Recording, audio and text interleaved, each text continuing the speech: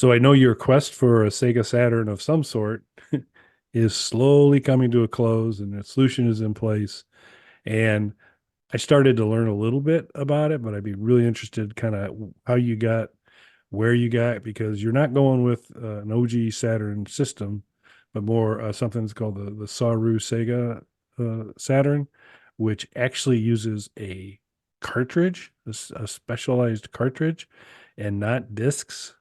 And so this was all new to me, a brand new world. And so talk a little bit about what's coming your way, so that you can enjoy the all the awesomeness that is Sega Saturn. So I always wanted to play a Sega Saturn. I didn't have one. I didn't know anyone who had one. Even my one friend who had every game system and the disc drives and things like that never got a Saturn. And part of it was just because the debacle of the 32X into the Saturn launch just killed consumer confidence in Sega at that time, and that carried over into Dreamcast was just kind of DOA. It didn't even sell as much as the Saturn did when the Dreamcast came out. So, and it's a shame because Dreamcast has a huge following now and it's kind of like a cult system. But there's a lot of people who are clamoring for Saturns, particularly in the past few years. Uh, Partly because people are realizing there is a lot of really good games for it, and it could do something that most of the 32-bit systems couldn't do, which is play 2D games. Because the architecture of most of the 32-bit CD games was based around polygons, so even something that was as powerful as PlayStation, which as a polygon based system was great and destroyed its competition, actually kind of struggled with 2D graphics. When you look at some of the 2D fighting games and things like that with it, there's big cutbacks in the animation in what's on the PlayStation versions versus the Saturn versions of the games. And Saturn was essentially developed as a 2D system, and then they added more processors for polygons, air quotes, to try and compete with what was coming down the pike with PlayStation. When I say air quotes polygon, Saturn did polygons in a really weird way, which is part of the problem. Instead of actual 3D polygons in a 3D rendered space, it was in a 2D space, and they used 2D polygons to like fake 3D polygons. I'm not a programmer, so I can't get into the logistics of it, but essentially it's not really 3D polygons. It's just kind of using the horsepower that it had to fake it with lots and lots of 2D sprites going on the screen at the same time. So it's awesome at 2D sprites, kind of sucks at polygons, which is a shame because that's the direction that everything was going. So that was a ding against them. The absolutely terrible release of it, where they cut the throat of their own other system, 32X, which launched shortly before it, to the degree that while most people are aware 32X was a failure, most people don't realize they never even shipped most of the 32Xs that they had made, let alone even tried to sell them. Most of the stores that ordered them never got them because they just decided to drop it right after they released it in favor of pushing Saturn out earlier, when even according to Sega America's president, it wasn't finished development yet. And on top of that, then they decided at the first ever E3 convention that they were going to surprise release it despite not having stock of it. They were just going to say it was out. So only a handful of stores actually had them in stock, which caused other stores to not stock it at all because they felt like they were being cut out of it. So it was really the absolute worst launch of a product probably ever in video gaming.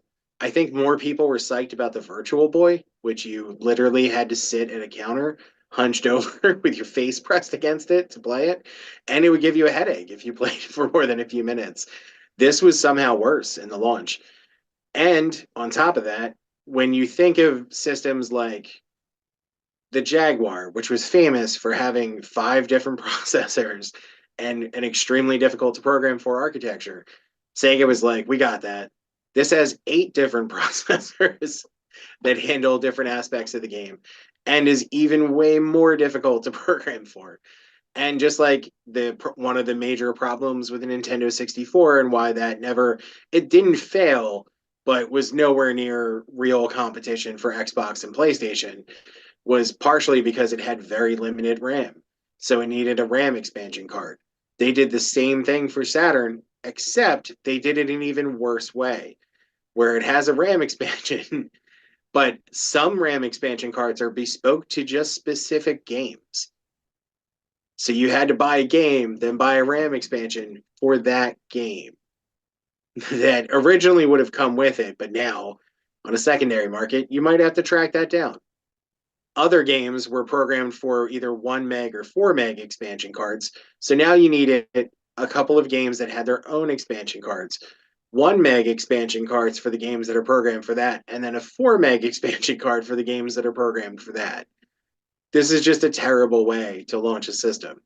What sucks about it though is the system's great. If you look at footage of the games, it could do 2D gaming better than probably any system that had come out at that point. The arcade ports look almost identical to what was happening in arcades at the time in a way that other systems, even PCs, just absolutely could not emulate. When you look at games like Marvel versus Capcom and you put the Saturn side by side to PlayStation, it absolutely blows the PlayStation 1 away, even though the PlayStation is technically a more powerful system. But of course, because just like the Jaguar has taken so long to get solid emulation and Nintendo 64 is still not quite there yet, because it's so difficult to program for, it has such a weird architecture, there's very little emulation options available for this. So you pretty much have to get real hardware, which means tracking down a Saturn, a failed system that there's not a ton of out there, and then tracking down working discs and ROM cartridges. So it's super expensive, it's super cumbersome and difficult. So third party companies have started making larger ROM cartridges for it as an aftermarket thing. And people realized that if the ROM cartridges were loading game assets onto it, you could, if with you had a larger ROM cartridge, you could probably load a whole game onto there. So that's what the Saroo is. It's the idea that you're loading the whole game into the ROM, so you don't need the physical disc for it. And the Saroo cartridges will work with basically any Saturn, but now there are people making modded Saturns that are taking out the disk drives. So you just have the ROM slot, the ROM cartridge slot, and you use the Saroo cartridge to just load the games that way. And they actually load faster than if you're loading off of a disk and a ROM cartridge. So you can order these Saroo cartridges that have a bunch of, I'm sure, totally legal games that are already copied on to the much larger than the original ROM cartridges are. And you can just put that in there and play the games off of there. So I, seeing this Mad Little Pixel video about the modded Saturns, decided it was time to finally jump into this. I ordered the modded Saturn, so hopefully that should be here soon. And I ordered the Saroo cartridge. The Saroo cartridge is already shipped. So worst case scenario, even if the modded Saturn doesn't come or doesn't work, I could use that on any Saturn. So I'm good to go either way. Yeah, I was surprised. I mean, so to like buy a bundle of a kind of an OG Saturn, you're in the mid to higher $200 to $300 type of thing. And so the route you're going, base unit, seems to me like between 110 to 140 kind of range for the base system itself. But then I was, and so, okay, then you need the Saru cartridge as well, which isn't, I don't think exorbitant, like $50 or something like that. Yeah, So it doesn't seem too bad. But then the other part I thought was interesting. So that I'm assuming that's S video out on a Saturn. Is that the video output? it is. Yeah. So so you probably need an adapter then take turn your S video into that. And Mad Little Pixel kind of discussed this some, and he uses a Sega Saturn 2x splitter kind of deal for that, which gave him his HDMI, which looks good. So a few extra components to kind of make it all happen. Oh, and then the Saru card also does have a SD slot, so that Yes. there's kind of a bonus way to kind of get more stuff into that space. So it looks exciting. I'm looking forward to once you get it set up, um, how everything kind of comes together. But it looks like a pretty good routes. We've talked before. Mike has an entire game room to work with for setting various things up. I have a corner of an island to work with, so I have my rack of games, so I don't know another full bore console. It would need to almost displace something, I think, at this point.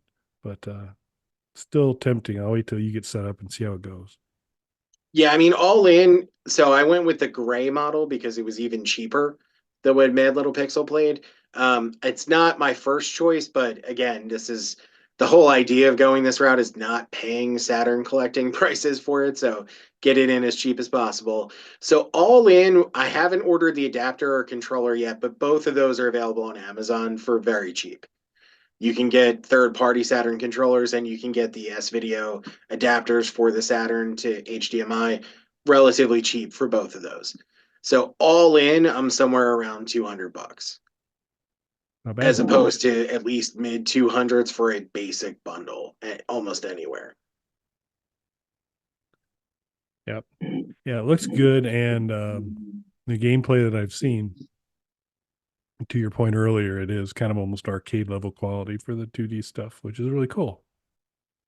Yeah, and another thing with it too, if you guys go on any retro gaming sites, look up how much the games themselves are as well. Most of them are in the $100 plus range at this point, because again, this was a failed system. There's not millions of copies of these games floating around, and over 75% of its library and different things available for it, different peripherals and whatever, were not released in the US because the US release was botched so badly and most US retailers wouldn't carry it as a result. They just stopped sending them to the US. So over 75% of the games were never localized for the US. So using the RAM cartridge, you can load in games from any country. So it really opens up most of the library to you. And from what I've been reading online, about 90% of the games will work this way. So it's not 100% of everything, but again, you could always buy a real Saturn with the disk drive still in there if you happen to really need one of those games that will only work as a disc. The main ones that I want to play were basically what he was playing in the video. So I'm good.